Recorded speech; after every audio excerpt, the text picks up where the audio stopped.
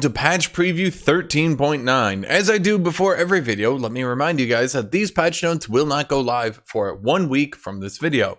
In addition to that, any of these notes can change until the official patch notes come out, so make sure to come back in a week when the official patch notes come out. With that said, we have full tentative patch preview for 13.9. Neeko and Kayle are the big highlights for this patch, with a few touch-ups to feels for a few champions. What champions? What touch-ups? What feels? Let's talk about it now. I mean, that's why we're here, right? So, first up, we have Aatrox. Aatrox is getting buffed, shockingly, because Aatrox is terrible. How terrible? Like, I would say this is one of the only times in all history he's actually just unplayable trash. He's bad. He's like actually really bad. Okay, so they're reverting the damage nerf that Aatrox got to his passive. Now remember, Aatrox does heal based on his passive. They're not reverting it in the early game, but they are reverting it in the late game, which is a bit sus because I'm gonna be honest, Aatrox's early game is really struggling against certain champions. They're also unverting the ult bonus movement speed. So Aatrox is getting back his passive damage in the late game, and he's getting back his ultimate movement speed the entire game. This will allow Aatrox to actually, kind of outrun the champions he needs to outrun, and it will also allow him to actually, kind of scale. The problem with this champion right now is he does not scale at all. Will this be enough to make him viable? I'm gonna be honest, maybe not.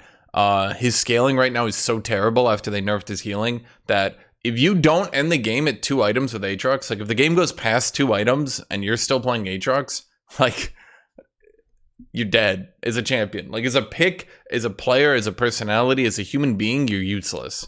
And that's a problem because no champion should actually just like, oh, we reached 3 items. Like, I'll see you guys. Like, I hope you can carry. In news of champions that can heal, because apparently Aatrox is not allowed to heal, Volibear. Volibear is getting his full healing on his W back. If you remember, during the durability patch, Volibear got his W healing nerfed massively. They are undoing that entire nerf. Now remember, because Volibear got more health during the durability update, and because healing debuffs have been nerfed, that actually means that yes, Volibear will now heal more than he did before the durability update. So anyone who plays Volibear and wants to drain tank, yeah, they're also reverting the W health damage nerf that they did. So tank Volibear will now be doing more damage, not as much as he used to, because remember they did nerf his damage across the board, but he will be healing more than he ever did, and he will be dealing a lot of damage. So if you're interested in a sort of tanky Volibear, that will likely, I'm not sure 100%, but that will likely be back on the menu. As for Amumu, they are kind of flattening his W damage. His W damage will now be a flat 20 instead of 12 to 28, but the health damage will scale a bit better into the late game. That means that Amumu will probably scale better and have a better early game. So this is just a buff, I guess. It's just a buff. I mean, 8 damage per second is not that big a deal because 0.4% health means that that's, what is that? That's 4 damage for every... So basically, at level 18, if you have at least 2,000 HP, which I'm fairly confident is literally every character in all of League of Legends, he will be doing the same damage at 2,000, more beyond 2,000. And it also helps out his early game as well with 8 more damage at rank 1. So basically, there's absolutely no way that this Amumu change can be a nerf. There's just literally no way. Swain is also, like Aatrox, not allowed to heal. But like Aatrox, they might make him able to actually do damage though. So as of right now, Swain's Q has a low AP ratio. This means that playing Swain in the solo lane tends to be weak because he doesn't really scale.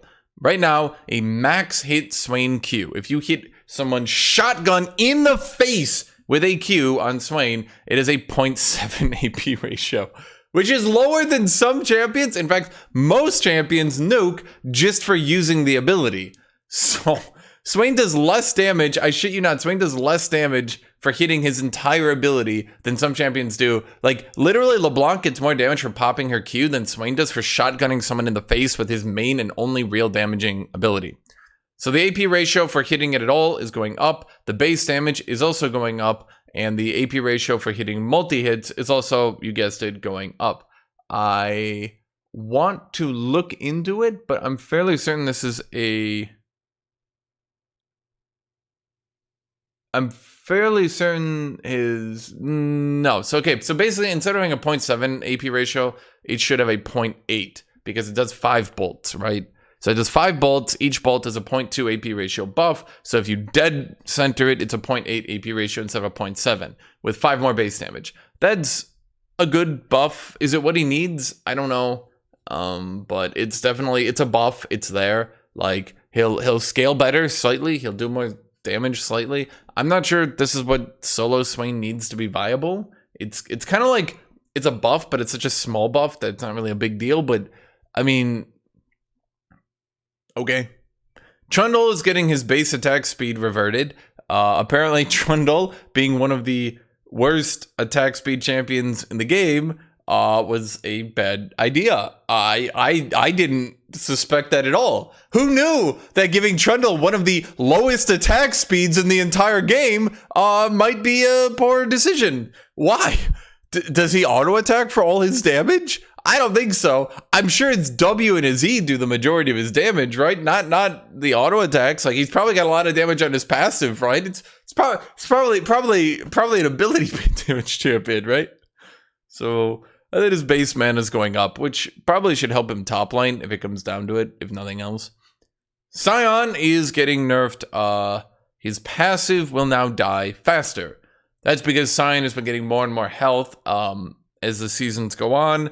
And as you might have noticed, Sion took a long time to die in his passive. Like, kind of an obnoxiously long time. This means that Tank Sion was kind of, like, a bit too good in teamfights. And it also meant that he could run around and proc Heartsteel for way too long.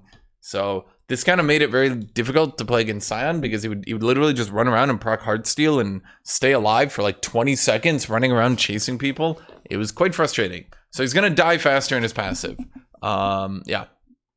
Jinx's AD growth is going down a minuscule amount. She's losing 4 damage at level 18, which I believe when a champion is the most picked champion in the game by 9% pick rate with a 51% win rate, a champion who, wow, almost, she's getting there, but she can almost combine the pick rates of the second and third highest picked champion. Almost. Not quite there yet, though. But yeah, I mean, 4 damage at level 18 will fix this, right? So that's probably, you got this, right? Good job. Nico's getting an entire rework. Not going to go into that one. Bel'Veth. Bel'Veth is getting her Q damage to jungle monsters increased, but she's getting her attack damage growth decreased. I'm assuming this is because solo lane Bel'Veth has actually started to become kind of overpowered.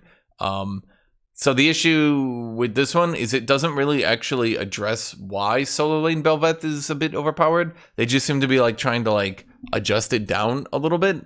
I'm not really sure, to be honest. Like, this is what? This is like 3.6 less damage at level 18. It doesn't really address the issue, in my opinion. It will hurt her Iceborne Gauntlet build a little bit, I guess, but okay. All in all, I'm not really sure. This seems to be a pretty big buff to jungle Bel'Veth. I'm not really sure what Ride's doing here, but okay. Taliyah.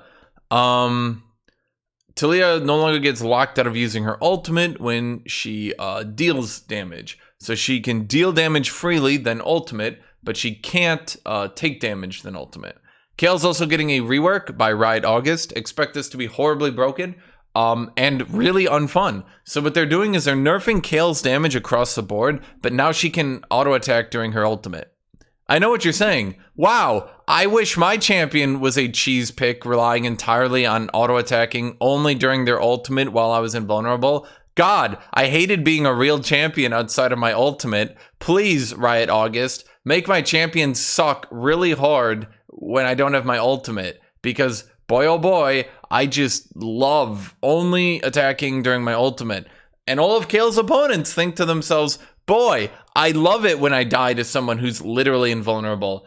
I sure hope they didn't go through an entire rework process trying to make Kayle more fun to play against by making her not attack during her ultimate, because attacking while invulnerable to opponents tends to be pretty unfun to deal with. But here we go, reverting that because we're smart at Riot video game. Well, it's not even, at this point, it's not even like everyone, it's just like Riot August. Like, dude, what are you doing, man? Like, okay. Expect 52% win rate, highest pick rate. Somehow. Lich Bane is getting buffed. Its AP ratio is going up by 10. That's it. Its AP ratio is going up by 10. So that's his patch. It's not a big patch, but it's a patch with some punchy news. Punch. I don't know. In all honesty, some of the bigger changes are the Kayle one and the Nico one. So those ones aren't really listed here in there entirely. I might make separate videos about those. If you want a separate video about like the Kayle thing, like just, I don't know, leave a comment or something. Make sure to like the video, and as always, make sure to subscribe to the channel. So thank you, everybody, and as always, I hope you have a great rest of your day.